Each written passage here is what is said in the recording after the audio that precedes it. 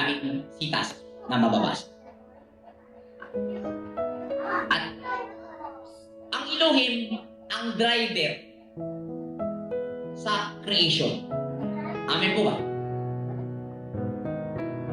At ang tagalikha ay ang Yahweh, ang panahon. At ang driver niya ay ang karunungan. Puro spiritual ito.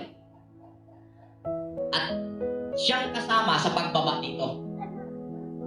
Ang ibig sabihin, bumaba ang panahon kasama ang makatarungan at patas at hustisya na pagpapatupad sa kanyang pagbababa.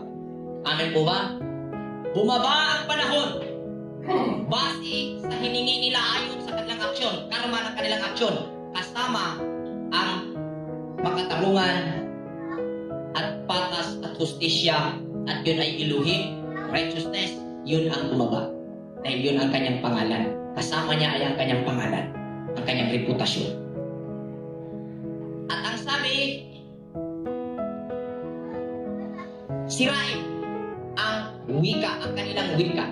Ang wika, sa ating napag-alaman kanina, ito ay sistema. Iisang sistema. Upang walang makarinig ng wika ng iba. Okay. Realidad. Tingnan natin sa ating realidad.